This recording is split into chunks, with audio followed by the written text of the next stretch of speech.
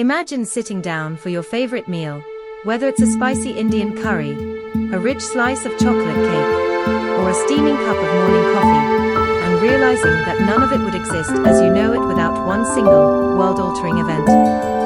That's right. Remove that one historical domino, and suddenly your pizza has no tomato sauce, your curry lacks its fiery kick, your desserts lose their sweet decadence, and your daily caffeine ritual disappears into the mist of an alternate reality. This event wasn't a war, a discovery, or a new invention in the traditional sense. It was something far more subtle yet far more powerful in the long run. It was a massive, unintended culinary remix of civilizations. Known as the Columbian Exchange, this was the widespread transfer of plants, animals, food crops, human populations, culture, and ideas between the Americas and the Old World following the voyages of Christopher Columbus. But calling it just a trade or an encounter doesn't do it justice. This was the culinary butterfly effect, a shift so immense that it reshaped ecosystems, transformed diets, and gave birth to entirely new food traditions. It was, quite literally, the moment when the world's flavor palette exploded. Before this exchange, continents evolved in isolation. Maize was unknown in Europe.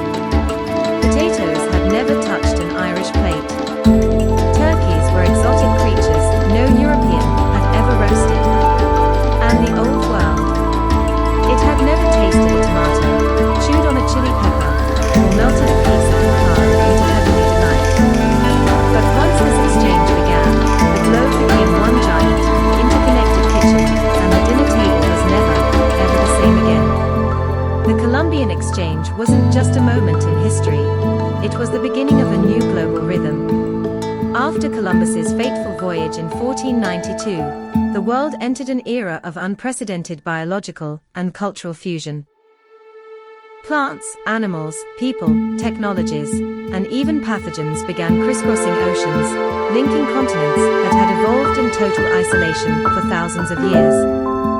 Europe, Asia, and Africa, the so-called Old World, was suddenly and irreversibly connected with the Americas, the New World. The exchange that followed didn't just change trade, it changed life itself. But while most history books focus on the geopolitical consequences, colonization, conquest, and the spread of disease, there's another side to this story, one far more intimate, one that touches us all every single day, the revolution on our plates. Because amidst the chaos of empires and exploration, something quietly wondrous happened. The ingredients of entirely separate civilizations began to mingle. The bitter cacao bean, once sacred to the Aztecs, found sweet harmony with European sugar. The starchy Andean potato became a staple that would one day feed entire nations and rescue them from famine. Chili peppers ignited Asian cuisines. Maize traveled across continents. Coffee beans, bananas, and cassava reshaped entire agricultural systems. Animals like pigs and cattle transformed diets in the Americas, just as turkeys strutted onto European soil for the first time. This wasn't just trade, it was alchemy, a fusion that reshaped the world's kitchens. Recipes evolved, traditions merged, and cultural identities began to ferment in pots and pans from Lima to Lisbon, from Mumbai to Madrid. The Columbian Exchange was the spark that redrew the global recipe book, line by line, spice by spice, bite by glorious bite. So no, this isn't just a history lesson. It's a celebration of the foods we love, the meals that bring us together, and the journey that took them from one side of the planet to your dinner plate. Can you imagine a world without pizza, pasta, or marinara sauce? It's nearly impossible to picture Italian cuisine without tomatoes, right? But here's the shocking truth. Before the 1500s, Italy had never even laid eyes on a tomato. The vibrant red fruit that we now associate with Mediterranean dining wasn't even part of the Italian landscape. It was native to the Americas, specifically South and Central America. When Christopher Columbus and other explorers began their voyages, they unknowingly carried with them not just new lands and ideas, but also the seeds of what would become some of the world's most beloved foods. Tomatoes, originally cultivated by the Aztecs and Incas, made their way back to Europe with the Spanish conquistadors. At first, however, Europeans were deeply suspicious of this bright, glossy fruit. They thought it was poisonous, possibly due to its resemblance to some toxic plants in the nightshade family. In fact, it was often grown as an ornamental plant in European gardens rather than for culinary use. It wasn't until nearly 2 centuries later, the late 1600s, that tomatoes started to make their way into European kitchens, slowly creeping into sauces, stews, and even salads. But it wasn't until the 18th century that tomatoes were fully embraced by the culinary world, particularly in Italy, where the fruit would eventually become synonymous with the very heart of Italian cooking. And then, of course, the pizza revolution. Imagine Italy, its warm sun, its rich history, its perfect dough, but no tomatoes on the pizza. It's hard to imagine, right? Yet, it was the Columbian Exchange that made this once unthinkable pairing a reality. A simple fruit from the New World transformed Italian cuisine in ways no one could have predicted. So next time you dip your fries in ketchup or savor a slice of pepperoni pizza, pause for a moment. Think about how something as small as the humble tomato, once considered a dangerous oddity, went on to change the world's culinary landscape. It's a reminder of how sometimes the most unexpected things, like a fruit from halfway across the world, can come to define an entire culture. From the sun-kissed fields of Peru to the misty hills of Ireland, can you believe that the humble potato made such a remarkable journey? This unassuming tuber, which originated in the Andes of South America, became one of the most transformative foods in human history. But it didn't stop there. It traveled across the Atlantic, found its way into European soil, and became an essential part of diets across the continent. When the potato was first introduced to Europe, it didn't take long for it to make a profound impact.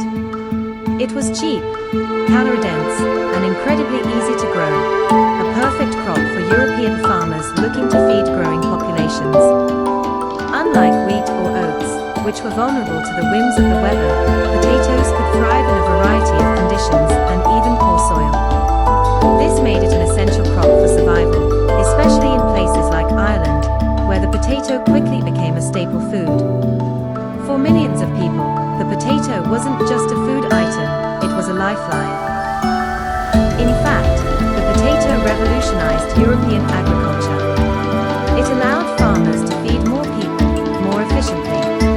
In Ireland, for example, the potato was so important that it formed the base of most people's diet.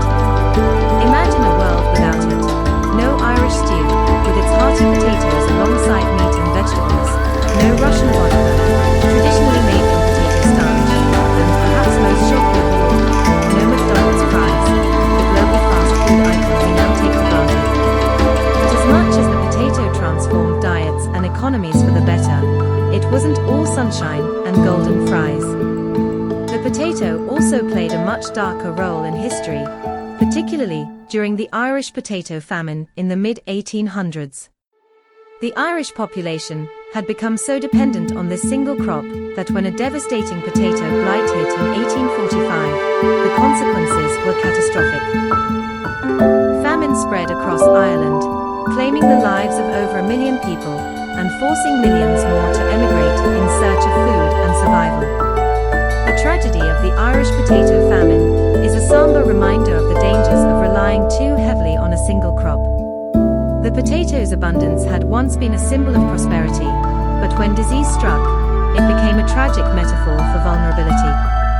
So, the potato's journey isn't just a story of global culinary success, it's a complex tale of hope, resilience, and the darker side of agricultural dependence. From Peru to Ireland, from the fields to the fries, the potato's impact on the world has been as deep and as varied as the tuber itself. Chili peppers, they are the fiery little powerhouses that now define the spice profiles of countless Asian dishes, from the bold curries of India to the sizzling stir-fries of China, the vibrant street foods of Thailand, and the savory kimchi of Korea. weren't native to Asia.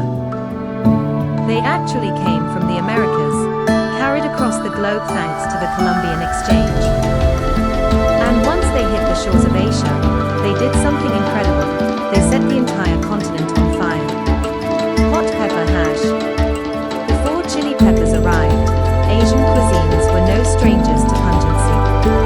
Spices like black pepper and ginger had been used for centuries to add heat and depth to dishes, but there was something about the chili that was a game changer. Its distinct, intense heat and unique flavor profile were unlike anything Asia had encountered before. The impact was immediate and transformative. The tiny red pod that arrived from the Americas reshaped entire spice routes, forever altering the culinary landscape. Suddenly, Asia, where pungency had always come from earthy, warm spices like black pepper, had an entirely new level of heat to contend with. The chili wasn't just an addition to the spice cabinet. It became a core ingredient, integral to the cultural identity and everyday cooking of nations across the continent. Imagine the flavors of Indian curry without its spicy, vibrant kick from chilies. What would Sichuan cuisine be without that signature tongue-tingling spice? Could Thai food maintain its bold, complex flavors without the sharp bite of chili in a green curry or a spicy papaya salad? And Korean kimchi, the pungent, fermented staple, would be missing the distinctive heat that gives it its unmistakable edge.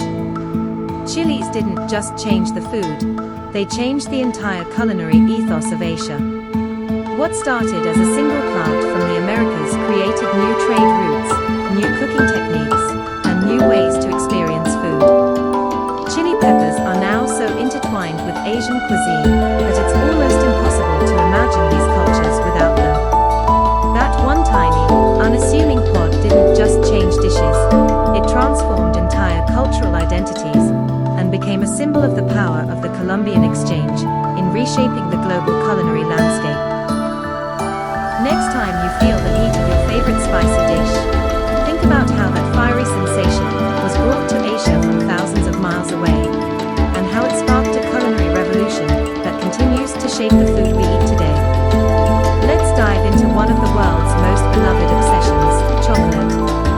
But before it was the sweet treat we know and love today, chocolate had a very different beginning, one rooted in the ancient civilizations of the Aztecs and Mayans. For these cultures, cacao wasn't just a food, it was sacred. They drank it as a bitter, frothy beverage, often seasoned with chili or spices, and reserved for royalty, warriors, and priests. Cacao was even used as currency in Aztec society. It wasn't about sugar and sweetness, it was a drink of ritual and power. Then, everything changed when chocolate made its journey across the Atlantic and into the heart of Europe. It was here that a game-changing ingredient was introduced, sugar. The Europeans sweetened the bitter drink, turning it from a ceremonial ritual into a pleasurable indulgence. And once that happened, well, boom, dessert as we know it was forever transformed. In France, chocolate became the base for luxurious truffles, smooth, creamy bites that soon became synonymous with romance and indulgence. Meanwhile, Switzerland took chocolate to another level, perfecting milk chocolate, a sweeter, creamier version that would go on to dominate the global market. Chocolate, once a rare and sacred drink in Central America, was now being crafted into delicate desserts and treats that delighted the palates of royalty and everyday people alike. Fast forward to today, and chocolate has become a $100 billion industry, an empire built on the back of that unassuming cacao bean, which once grew quietly in the jungles of Central America. From bars to bonbons, from hot cocoa to decadent fudge, chocolate is woven into the fabric of our daily lives. And here's the kicker, all of this, every creamy bite, every truffle, every chocolate chip cookie you've ever had, is thanks to that humble being. The Columbian Exchange didn't just give us new ingredients, it gave us a world of new possibilities, a celebration of cultures, and a whole lot of sweet, indulgent joy. So the next time you take a bite of your favorite chocolate, remember, you're not just tasting sugar and cocoa, you're tasting history.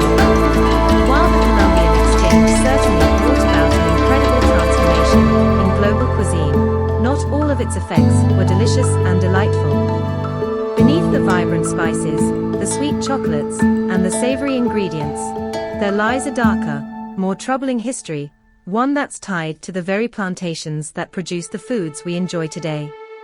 The demand for crops like sugar and coffee exploded as Europeans developed a taste for these once exotic items.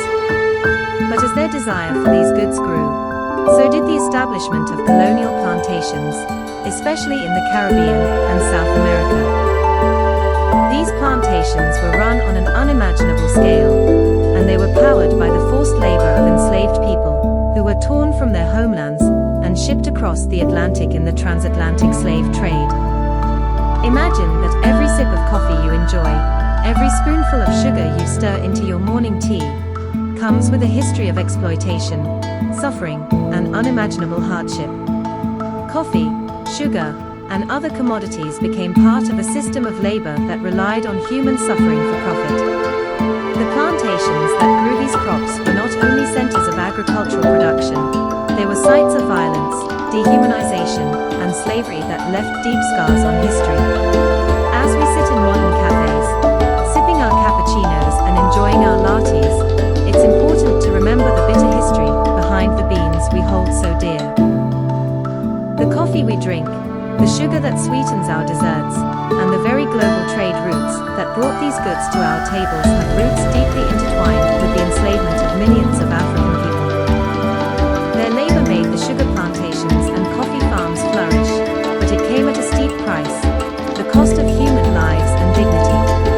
Understanding these dark sides of the Columbian Exchange doesn't just help us see the full picture of history, it helps us respect the full story of the power of modern cuisine holds. We can appreciate the flavors that have traveled through time, but we must also acknowledge the complexities, the suffering, and the sacrifices that made it all possible. It's only by facing this uncomfortable truth that we can fully understand and honor the journey of the foods we take for granted today, and recognize who paid the price for our culinary pleasures. Here's a tasty question for you. What's one dish you absolutely love that wouldn't exist without the Columbian Exchange? Think about it. Maybe it's your go-to chocolate dessert, a spicy Indian curry with its fiery chili kick, or maybe it's something as simple as a hearty potato dish you can't resist. No matter what it is, chances are it's deeply connected to this incredible global exchange of food, culture, and history. So, go ahead and drop your answer in the comments. I'm curious to see which fusion flavors you're most grateful for and how this shared culinary history has influenced the dishes you cherish. Who knows, we might discover some new favorites together. And while you're down there, don't forget to give this video a like if you've learned something new so far. It helps the channel grow and brings more tasty history your way. I appreciate your support, and I can't wait to read your responses. The Columbian Exchange wasn't just a simple swap of goods. It was a culinary collision of the old and new worlds that birthed the modern menu as we know it today. From the spicy curries of India to the rich, comforting desserts of Europe, the exchange reshaped global cuisine in ways that still influence every dish we eat. What we often forget is that food is so much more than just fuel for the body. Every plate, every meal, is a reflection of history, culture, struggle, and survival, all served up in a single bite. Think about it. That tomato-based curry you enjoy so much, or the hot cocoa you sip by the fire, both were made possible by centuries of global journeys and human connections, many of which were full of hardship and transformation. Every time you eat, you're not just nourishing your body, you're tasting the history of migration, exchange, and the cross-pollination of ideas and flavors that have shaped the world. It's amazing to think that something as simple as a tomato, or a cup of chocolate, can tell a story of continents colliding, cultures mixing, and civilizations evolving. So, the next time you dip your spoon into that chocolate mousse, savor a slice of pizza, or enjoy a bowl of chili, remember, you're not just indulging in a delicious dish, you're tasting history. If you enjoyed this dive into the origins of our global food culture, don't forget to subscribe for more deep dives into the fascinating stories behind the